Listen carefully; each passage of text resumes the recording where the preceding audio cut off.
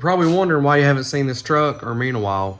And I didn't want to do this video until the truck was ready, but we're going back together with it now, and I think I kind of deserve to show you guys what's actually happened to the truck. For those of you that didn't catch the live feed on my Facebook, we broke a lot of stuff in the rear end. I'm gonna flip this camera around real quick and start going over some stuff that broke, and I'll explain why it broke, what I was doing, and where all this newfound power came from. So check this out. Move turbo. So on this table, I'll start here. I don't know if you can see that or not, but that was about to be a bad day for me. Moving on. I don't know if you can see that or not. That was a set of custom 31 spline axles. And yeah, they're twisted pretty bad. I worked for probably 4 hours, me, Dad, and Austin, trying to get the rear end apart. The axles were stuck. Yeah, and I was using a mini spool. I've used mini spools for a long time. There's parts here somewhere where the rest of it exploded. When I say exploded, I truly mean exploded.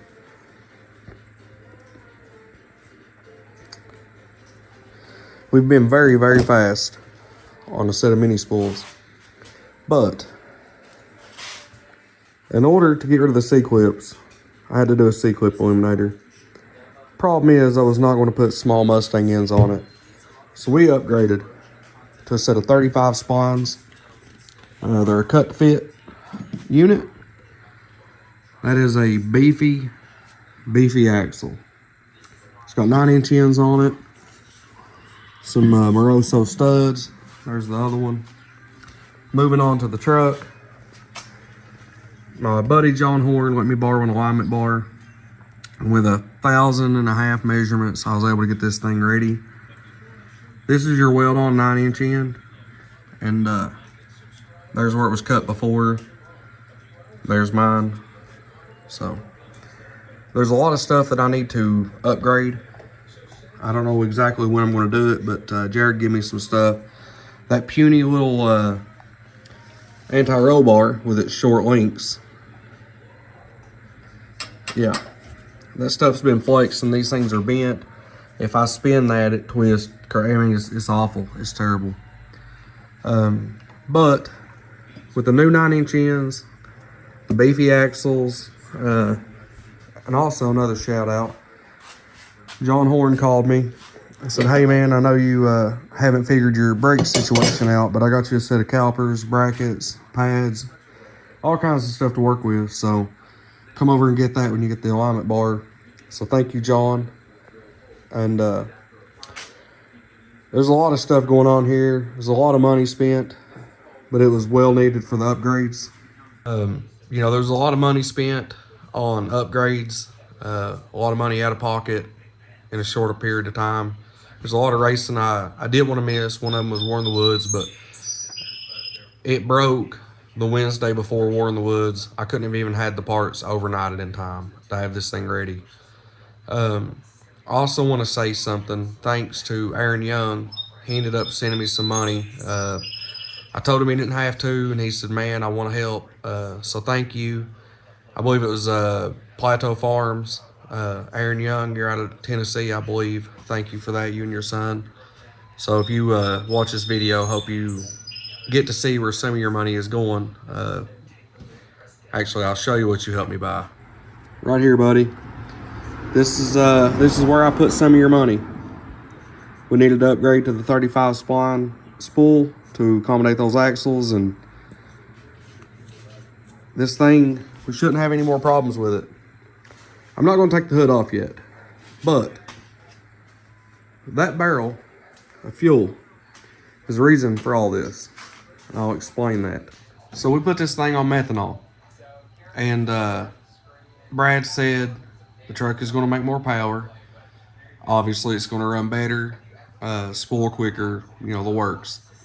So we took it to Clay City, trying to do some testing with it, and we had the truck turned what I thought was turned way down. The truck ended up breaking loose around 400 foot out. It tried to power wheelie and then set down.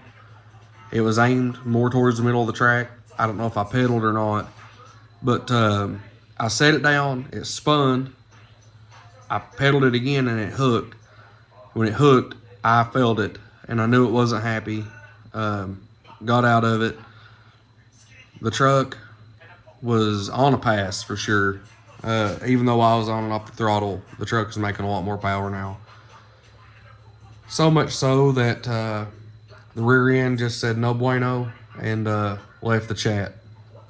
So now that we have a rear end that should be able to handle anything that I can throw at it, we've got a motor that seems to be very happy with the new fuel change. Spool time was cut down. With spray on E85, it took close to 8 seconds to make 6 pounds. With methanol and no spray, it was 2.2 seconds to make 6 pounds. So we don't need the spray anymore. We joked about leaving it on there for a second scramble, but I'm telling you, I really don't think the truck needs it. If I can't get it done with the boost, I probably don't need the spray. We've got a mechanical pump drive on the front of it, gravity feeding from the tank, and the pump's crank driven. So that fuel pump should be able to, to make around 1,300 wheel. We will max that out. 100% will max it out. But on the hard tire stuff, we're hoping that's about all we really need anyways. You all have watched me have failures from the front to the back of this truck for a long time. And hopefully this will be the last time we're broke down for a while. And I don't want to jinx myself, but we've upgraded and upgraded and upgraded. It's time for us to go back out and make some very fast passes and get this truck where it needs to be, because a lot of you guys really want to see it winning again. It's very humbling how many people have sent me messages wanting to help, wanting to travel to come help. Mr. Young sending me some money and offering to come help me, even though he's 5 hours away. That's great. You don't find a lot of people like that. When I got people right here local that would make a 20-minute drive to come help. So thank you for that. And for tonight, I'm not going to show you me putting this whole rear end together. I'm not boring you with that. It's just assembling a rear end at this point.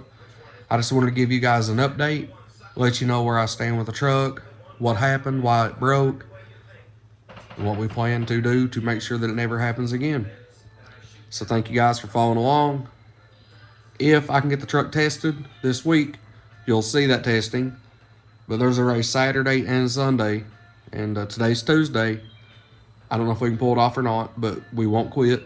We will continue to swing for it. If I can, I'll see you guys at the starting line. I'm out.